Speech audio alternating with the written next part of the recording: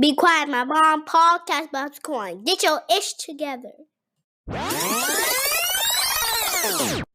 Welcome to Get Your I.H Together podcast for believers, where we learn how to shift our mindset so we can do it all and be all that we were created to be, boo.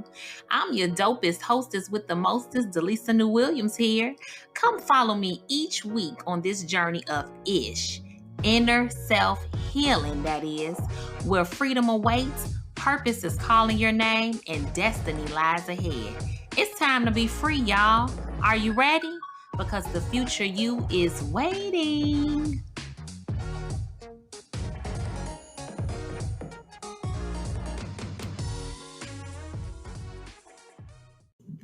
Hey, believers, how are you? Welcome to our latest episode of Get Your I.H Together podcast. And I am your girl, your host, DeLisa New Williams. I'm your Get Your I.H Together life coach and just all around personal confidant. Thank you so much for joining me in this very moment.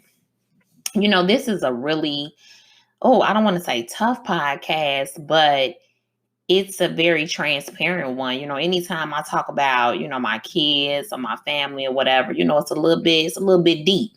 And it's been a while since I've made one. It's been a lot going on. Okay. My oldest is graduating. And then I just found out that they're actually having a kindergarten graduation. So I got an 8th grade graduating and a kindergarten graduating. Okay. I have luncheon, we got pictures, we got parties. Okay. If anybody has planned a graduation, you know what it all entails. And so actually me and my daughter yesterday, we were talking about the graduation and talking about the party and everything. And in the midst of us just having this wonderful moment and this good time, she ended up getting a text message just out the blue. And it was from one of her classmates. And the young girl was just saying, I'm ready to commit suicide. And I was like, wow, that's a really deep, statement to text for a 13-year-old, And my daughter runs to me, she hands me the phone and she's like, Ma, what do I say? And I'm like, well, let's first, we go through the drill of, no, we don't want you to kill yourself. First, we asked, could we call on the phone and talk to her? She said no. It was just a lot going on. And not to go too deep into the story, but it was just a breakdown of communication between child and parent, And that's why the title of this podcast is Seek First to Understand, Then to Be Understood. No, seek first to understand, then to be understood. Okay, let me get that right. Seek first to understand, then to be understood. And that quote comes from the book titled 7 Habits of Highly Effective People by Dr. Covey. I actually started reading it a couple years ago. My husband, he listens to it on the Audible very often. And he was the one who suggested this book to me. And when I read that quote, it really stood out to me because if you have like a stronger personality, or if you are the dominant person in the relationship, and this is like a child-parent relationship, because of course the parent is the dominant person in the relationship, you are always like, no, this is what I want you to do. This is where you're going to go. This is how you're going to feel. This is what it's going to be. Okay. Like, let's just keep it 100. And what I realized when I was introduced to that quote, it actually came at a time where I needed to understand my daughter. And this was a couple years ago. She was just having some issues, and every day the school was calling me on the phone. And, after a while, us as parents, if you're listening to this podcast and you have children, even if you don't have children, you can still listen to this podcast. Okay. Because let me tell you something. Okay. Warning comes before destruction. So maybe when that time do come in your life, you'll be like, you know what? I remember that podcast that girl did, DeLisa New Williams, and she helped me out with this. So I already know what to do. because they say hindsight is 2020. So, and not even just a parent-child relationship, but it could also be, a husband-wife relationship, a mother-daughter. You could be the child in relationship with your parents. So you don't necessarily have to have kids, but you can be a child, as well. And what happened during this time was, my daughter, she was going through a lot, and I was taking her to the doctor, and I just knew it was, maybe asthma she was going through. She kept saying she couldn't breathe. It was just always something. Every day it was always something, to the point that the counselor had called me on the phone and was like, listen, ain't nothing wrong. You know what I'm saying? I don't know what's going on right now. We have talked. I've diagnosed this thing. It's nothing going on with her.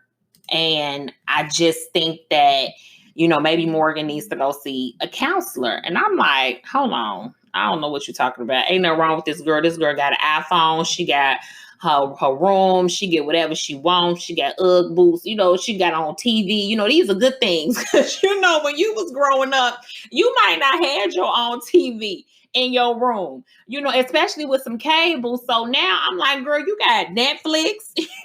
You can watch all these things that you want, and you have whatever it is that you want. If you call your grandmother on the phone and say, hey, I want to go out for a steak dinner, they gonna take you. Whatever book this girl wants to read, she calls my aunt on the phone, and she can get whatever book that she possibly wants, because she's an avid reader. So in my mind, I'm like, girl, listen, ain't nothing wrong with you. And so I took her to the doctor. And this particular day, Morgan swore up and down that she just could not breathe. This is my oldest. She was like, I can't breathe. I can't breathe.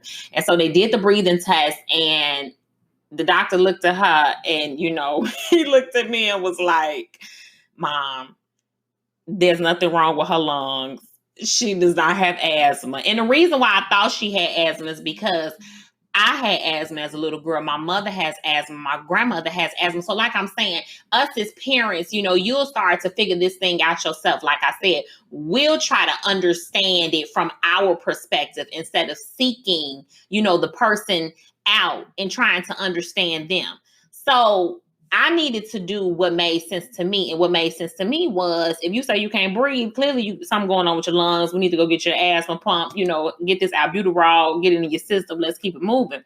And the doctor was looking at me like, no, this is not the case. And so I had to really sit down and try to understand and process what my daughter was going through, even though it did not make sense to me. Okay? It did not make sense to me why this girl would need to go see a counselor. She doesn't pay any bills. She doesn't have any stress. She doesn't have any debt. She doesn't have to drive anywhere. She gets chauffeured around wherever she goes. In my mind, I'm like, girl, it's nothing wrong with you. But was I going to keep saying nothing is wrong with you? I'm not going to understand where you're coming from. And then my child keep having these problems. Or, okay, DeLisa is foreign to you and it doesn't make sense. How about we just take a look into this and maybe possibly see what's going on? It might, you might just learn something, So we take her to counseling, and she ended up doing so much better. We found out a lot of things that were bothering her. What are some triggers for her? What possibly can create this environment for her where she feels like she's suffocating and can't breathe? What type of position she needs to not put herself in life, period.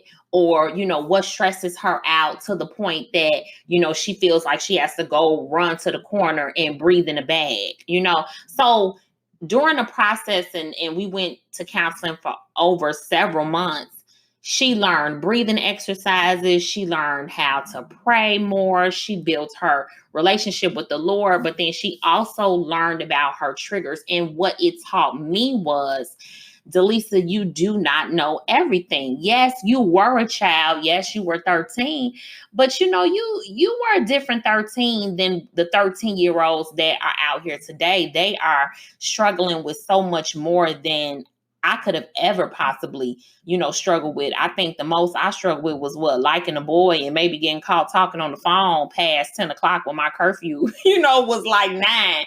But they have the World Wide Web at their tips. This social media is crazy. They see so many images on their phone and on the internet that we did not have access to back then. And so what is beautiful today or what may be hot today, they don't necessarily look like that. And so you may have a child that's dealing with some insecurity issues. You may have a child that feels like their voice isn't being heard. You may have a child that just feels different. You may have a child that's just struggling with perfection. And I feel that we, as parents especially, needs to get to the point of understanding our children more so than we've ever allowed ourselves to understand them before. And good thing, at the end of the phone call with the text message and the message thread between my daughter and the girl, we ended up contacting someone who was able to reach out to her parent. But it left a really sour taste in me and my daughter's mouth afterwards. We were all kind of like asking each other questions afterwards. Like, did you hear anything? Did you contact any of your other classmates? Did she say something to them? Then me and my daughter just went straight into full-blown prayer, rebuking the enemy and everything. And I would say too, we have to learn how to not only just understand what's going on with our children, but we also have to teach them how to rebuke the enemy and how to rebuke these thoughts and how to rebuke what's going on in their life because they don't know how to do it. Heck, I'm grown and I feel like sometimes I forget to even rebuke the enemy. You'll just keep going day to day with your whole process in life, getting upset about whatever's going on in your life or in your finances or, with a loved one or a friend. And then you just forget to say, you know what? I rebuke the devil. You have no dominion over my life. You have no dominion in my finances. You don't even run my relationship. So, you need to be gone. But if I'm struggling with that, okay, and I'm a whole grown adult, I know that I have to continue to teach this to my child. And so if your children, if this is in your marriage, if you are usually, the dominant person, the strong personality, take a little self-check right now and just ask yourself, could I understand this situation a little bit more than what I've been given to it?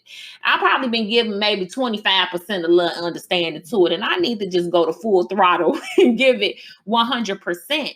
Because if I don't, I'm going to find myself later on possibly standing over a grave of a loved one that I could have helped, or possibly losing a relationship with my spouse had I just taken the time to understand where they're coming from. And I'm going to take this, make this personal, even with me and my husband in our marriage. I grew up with strong Black women in my family. Me and my husband, we'll be celebrating our 9th year this August. And I grew up with dominant women in my family. And my husband did too. And so when we got married, how I would talk to him, he didn't like it.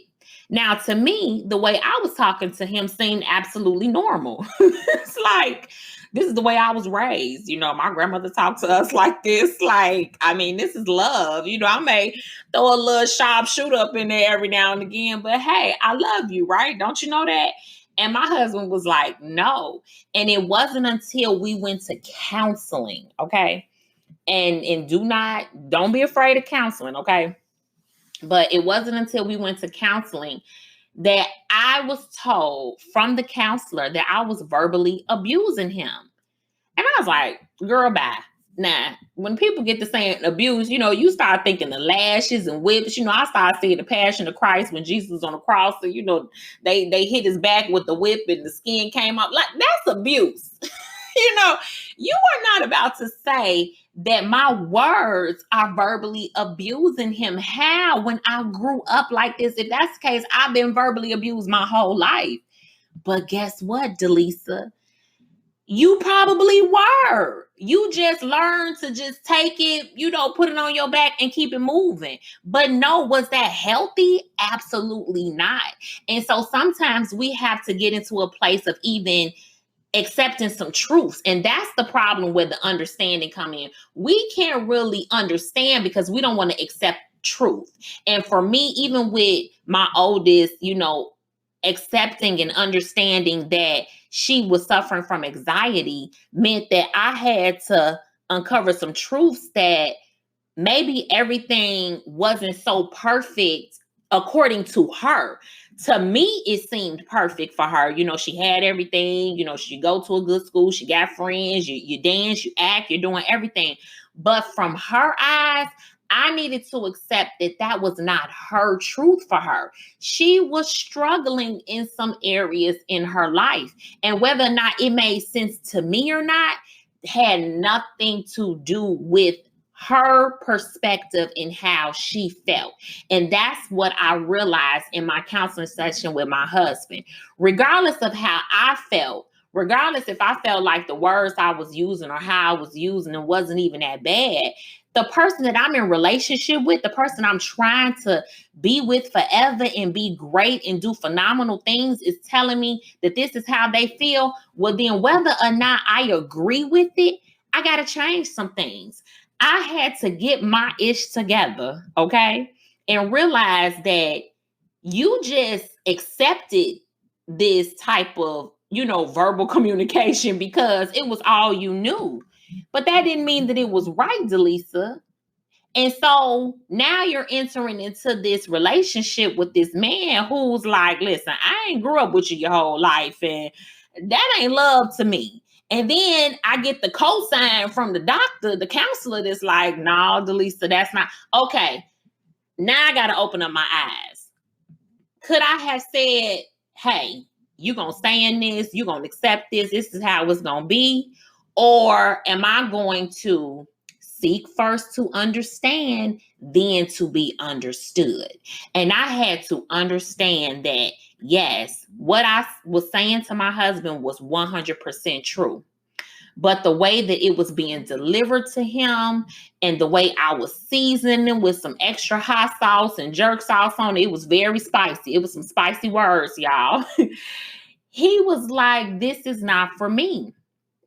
And so what I want to leave you with today is do a self-check. We're going to get our ish together, and not just for us, but we're going to get our ish together for our community, for our village, for our family, because you, your children, your marriage, maybe even you and a close friend right now, you may need a counseling session, and it's okay. Be okay with getting things right. Don't be okay with just sitting down and putting rugs and blankets and covers over the mess. No, let's uncover some of these things, some of these issues, some of these feelings, whether you don't understand them or not, whether they don't make sense to you at all. But because the person that you're in relationship and you love them so much, let's work together with going to counseling. Let's get someone else that's a third party, that's neutral to the situation, and they're going to provide us with some tips and some tools so that we can be better individually, but also better collectively. And another thing I want to leave you with is, don't think that your point of view is the only view that is the right view. Okay. And this can be, a lot with I want to say intelligent people. Very intelligent people. We are so intelligent that we just know everything. Ain't nothing wrong with you. Ain't nothing wrong with you at all. No, it may be something wrong. Oh, they just making that up. No, they might not be. Don't you hate it when people try to diminish your feelings? You know what I'm saying? When you telling them what's going on with you and then they sitting back like, girl, it ain't even that bad, or come on now, no, it's that bad to me. This is how I feel. So don't diminish my feelings because you may have seen worse or you just don't understand where I'm coming from. But just please give me that. Give me that understanding. Okay. Escape said it best. What I need from you is understanding. Y'all know I had to hit y'all with a song, right? And so another thing, you think you're understanding their point of view has a lot to do with them, but it really has a lot to do with you. And what I realized was that, yes, it helped my oldest when I understood what she was going through. And I took it a step further and took her to the doctor and, didn't continue to let the everyday phone calls happen from school. Cause I promise y'all, she was calling me every day for about a good 2 weeks before I was like, okay, girl, maybe something is wrong with you. But it had a lot to do with me. It wasn't so much about her as it was for me. I learned something in the process. I learned to be softer. I learned how to communicate different. I learned how to be a more understanding person, which was something that I was understanding, but I didn't know that God was stretching me to this level of understanding, really shifting my perspective and my vision and outlook on things and not just having a made up mind when I already come into the situation. And so that really helped me in the process of helping my daughter overcome some of the things that she was dealing with. And here's another thing, parents, okay?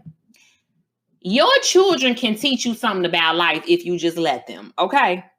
Sometimes the teacher sits down at the desk and the student becomes the teacher. And that's how I always look at my parenting with my children. Yes, I am the overseer. Yes, I am the protector. I am the adult. But I learned so much from them by just listening, by just hearing them out. And if we can just take some time in this moment to just come to our children or come to our loved one, come to your spouse and just say, hey, have you ever thought of suicide? No, seriously, I'm being very honest with you. Have you ever thought about killing yourself? Have you ever thought about giving up? Have you ever thought about just running away and never come back?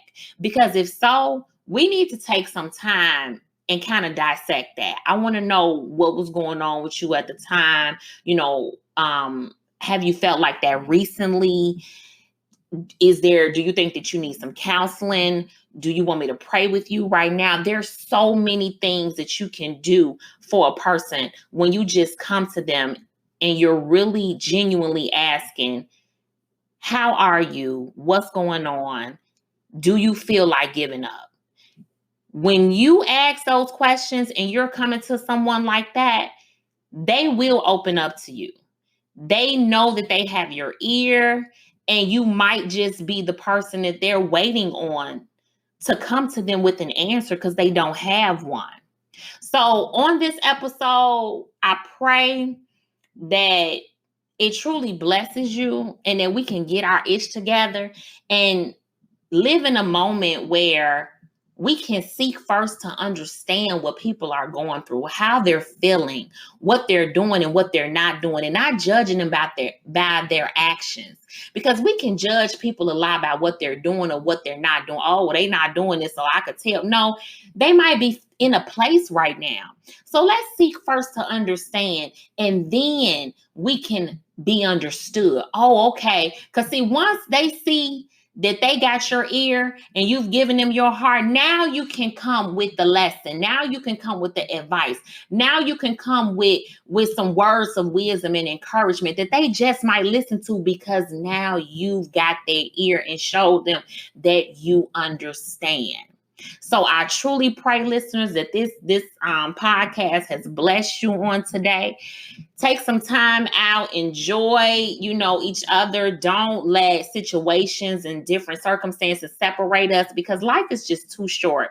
And you just don't want to wake up, tomorrow and you hear some horrible news that someone has taken their life. This is the third child that I have heard that has taken their life within the last couple of months. And it has really broken my heart. And I want us to bridge this disconnect with parent and child, community, and in our youth, teacher and student. We really have to look at our children and see what they're going through. So in closing, remember, always check out a counselor. Don't be afraid to go to counseling. There's nothing wrong with it. Also, know that helping other people and understanding them not necessarily has anything to do with them, but it has a lot to do with you. And also know that your children can teach you something about life if you just let them. Well, thank you so much for tuning in to this mind-shifting episode on Get Your I.S.H Together. Make sure you follow me on all social media at DeLisa New Williams. Head on over there right now to iTunes and subscribe, rate, and review this dope podcast. Make sure you share as well. Also, subscribe to my YouTube channel where you get to see all the Get Your I.S.H Together, the TV show, every single episode, and get notified before I post it to the world. Remember, family, today is the day God will get the glory out of who? Your story. I am your host, DeLisa New Williams, and it's time to be free, y'all. I'm out.